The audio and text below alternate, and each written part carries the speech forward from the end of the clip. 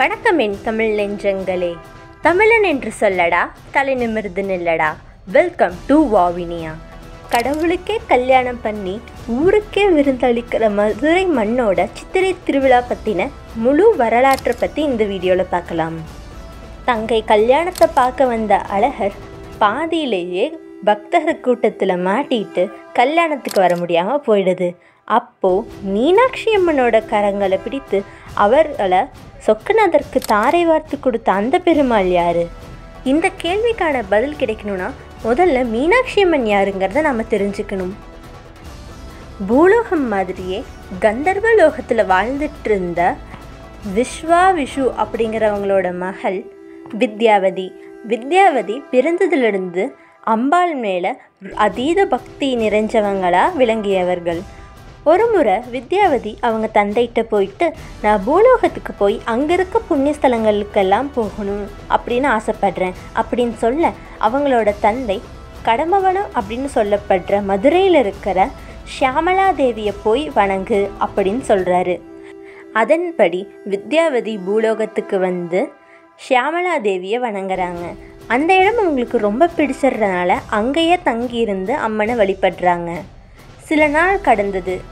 ஒரு முறை அம்மன் வந்துட்டு அவங்க முன்னால் 3 வயது சிறுமியாக தோன்றாங்க.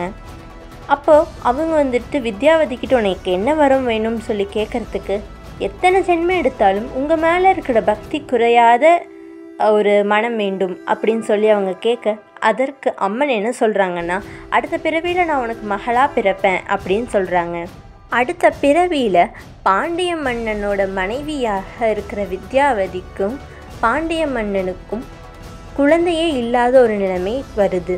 அப்பொழுது போன ஜென்மத்தில் வித்யாவதி கிடைச்ச வரத்தை பற்றி அவங்களுக்கு ஞாபகம் வருது. அரசனும் அரசியும் ஒரு யாகத்தொன்று நடத்துகிறாங்க. அந்த யாகம் முடியும் போது ஒரு 3 வயது சிறுமி 3 மார்பகங்களோட அரசியோட மடியில் விழறா. அப்போது ஒரு அசரீரி கேட்குது, அந்த பார்வதி தேவியே உனக்கு மகளாக வந்திருக்கா. அந்த 3வது மார்மகம் அவங்களுக்கு திருமண வயது வரும்போது அவங்க உடம்புலேருந்து மறைஞ்சிடும். இந்த பெண் குழந்தைய ஆணுக்கு நிகராக இருக்கிற அனைத்து கலைகளையும் சொல்லி கொடுத்து பட்டாபிஷேகமும் பண்ணுங்க அப்படின்னு அந்த அசரீரி சொல்லுது. அதன்படி அந்த சிறுமிக்கு தடாதகை நாச்சியார் அப்படிங்கிற பெயரை சூட்டுறாங்க. தடாதகை அப்படின்னா தடைகளே இல்லாத வெற்றியை தன்னிடத்தில் கொண்டவள் அப்படின்னு அதுக்கு பேர். ஆயக்கலைகள் 64ஐயும் கற்றுக்கிட்டு ஆணுக்கு சரிநிகரான பெண்ணாக வலிமையுடையவளாக விளங்கி வராங்க தடாதகை.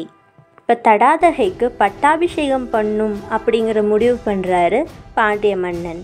பட்டாபிஷேகம் முடிஞ்ச கையோட தடாதகை திரிபுவனத்தையும் வென்றாங்க.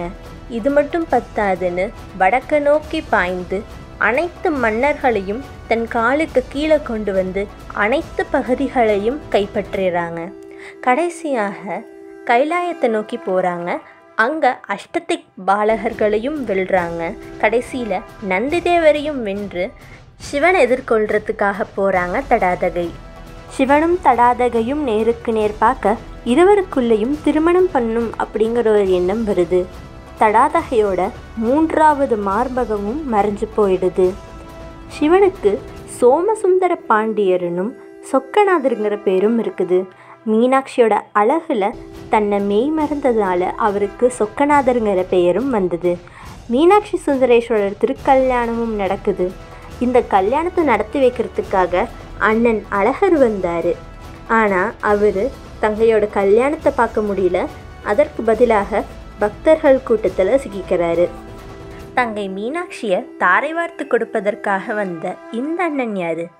இதை நம்ம பார்ட் 2 வீடியோவில் பார்க்கலாம். இந்த வீடியோ பிடிச்சிருக்குன்னு நினைக்கிறேன். பிடிச்சிருந்தா லைக், ஷேர், சப்ஸ்கிரைப் பண்ணுங்கள். நெக்ஸ்ட் வீடியோவில் பார்க்கலாம். நன்றி, வணக்கம்.